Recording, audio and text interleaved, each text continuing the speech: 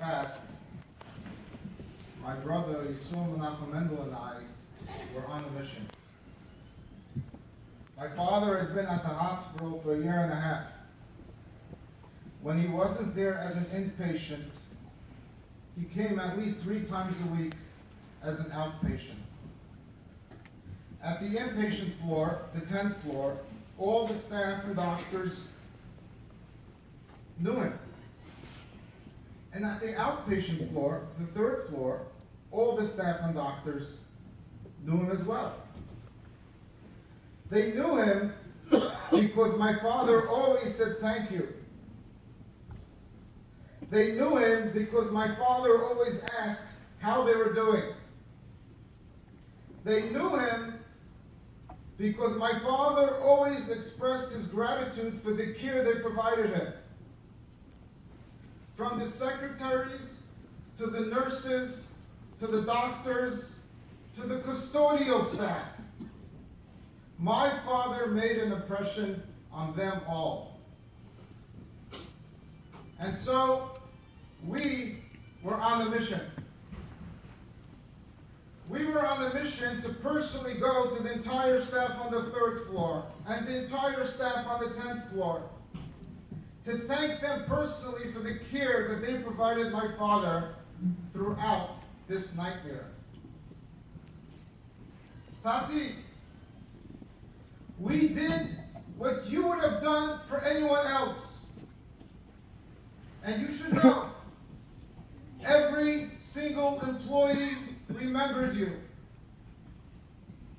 There were lots of tears and lots of sadness, but they all spoke the world of you. They spoke so fondly of you, and they will always remember you in their hearts. Tati, you showed us how important it was to be a mensch to everyone and anyone. And we were so glad to have had that opportunity to follow in your footsteps. If you knew my father, you knew that he wore a big black yarmulke wherever he went. He was the first judge in the history of the United States to wear a yarmulke on the job. But that never got in the way of him forging friendships with people of all backgrounds, all ethnicities, all races, and all orientations. He was the rock and source of inspiration to so many people. Over and over, my father's friends would tell me that he was their best friend in the whole entire world. More people considered him their best friend than seemed humanly possible. But that was Tati. That was the very nature of who Tati was. My father was never a rich man. But that wasn't because he didn't have the means.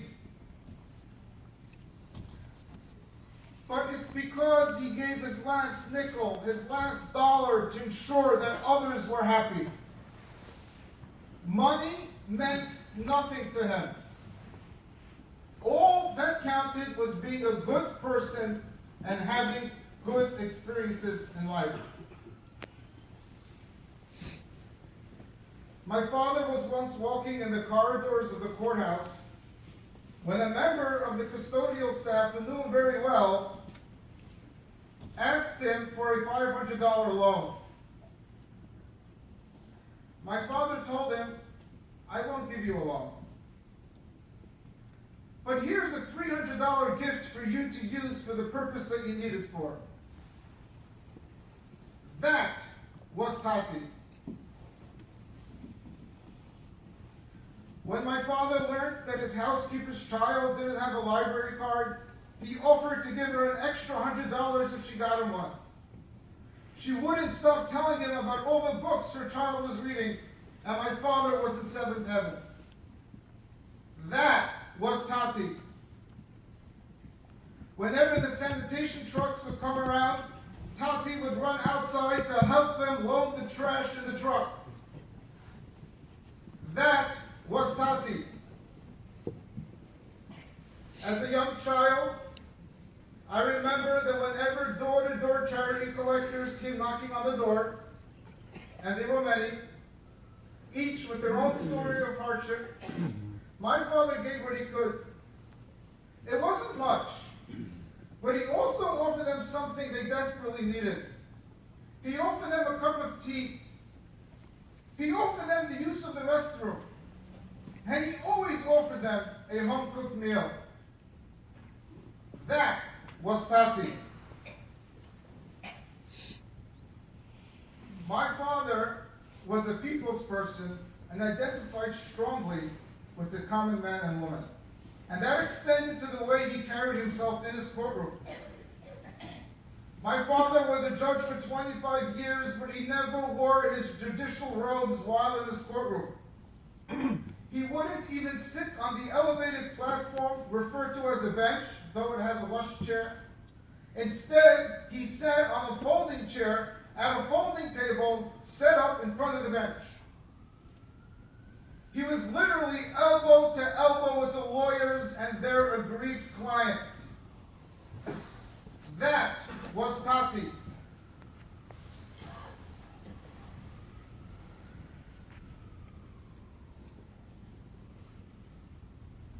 My father was known as the great settler. He settled thousands of cases each year. He constantly would smash records for the amount of cases he would settle in a year, more than many other judges combined. He had a unique postage system which, despite its simplicity, almost always worked like a charm. He didn't get paid extra to work harder. He didn't get paid extra to do the work of multiple other judges combined. He did it because he took pleasure in creating peace where previously there was conflict. He did it because he enjoyed making other people happy. He did it because he knew he had a skill that could help make the world a better place, and he wanted to use it as much as possible. That was Tati.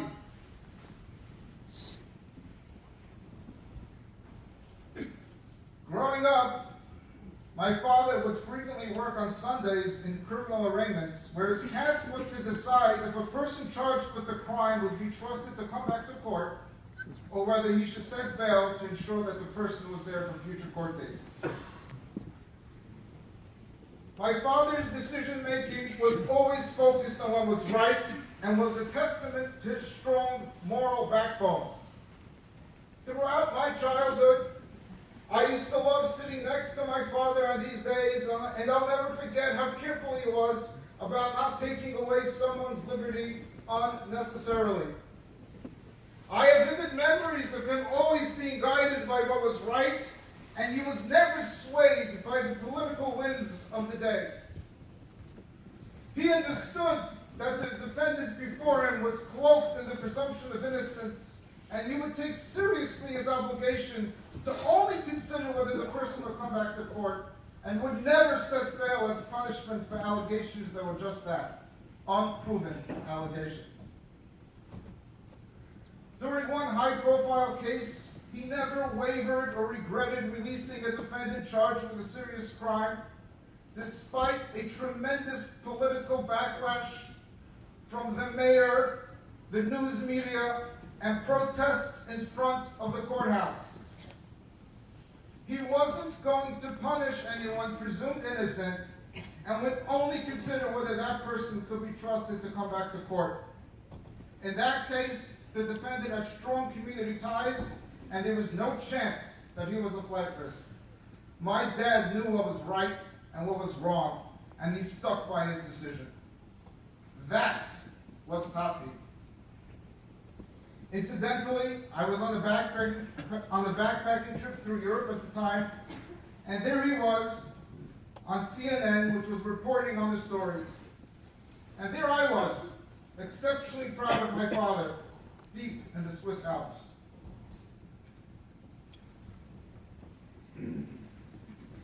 If you were to think that my father's kindness to friends and strangers alike meant that he neglected his family, you would be sorely mistaken. His family was his rock, and he was our rock.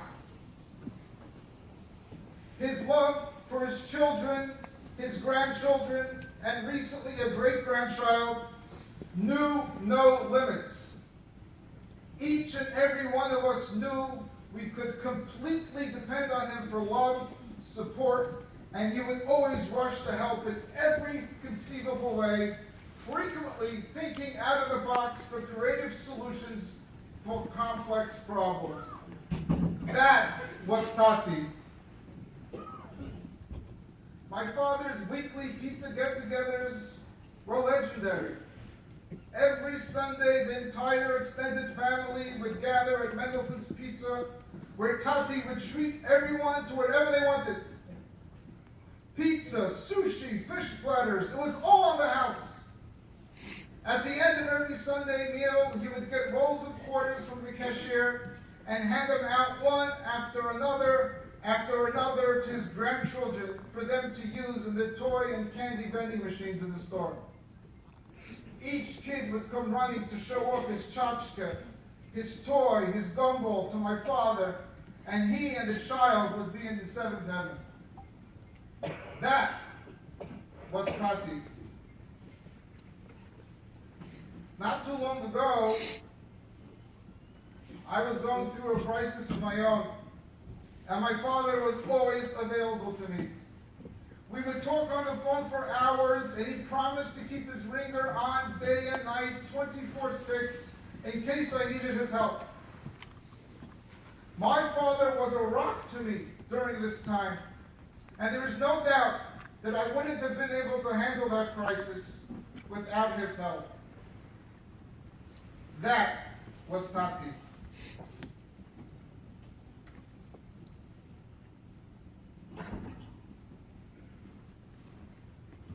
I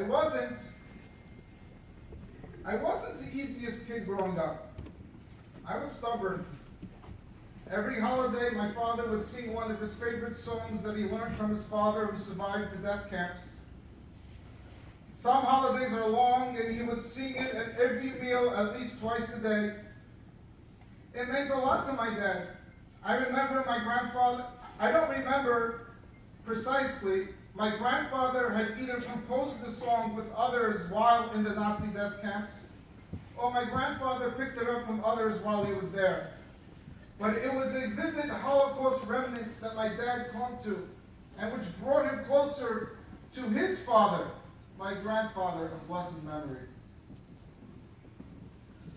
For reasons that I cannot fathom today, I would never join in the singing of the song. In fact, my mother just reminded me that I would pick myself up from the table and leave the room or sit on the couch. I sang this song for my father for the first time while he was in the hospital on a respirator, unconscious. And I felt a visceral connection to my father, considering it was one of the only connections he had with his father, my grandfather, who lost his parents, siblings, and virtually his entire extended family to the horrors of the Holocaust, and who went through unspeakable hardships during the many years he was tortured and abused in the Nazi death camps. Tati, I want you to know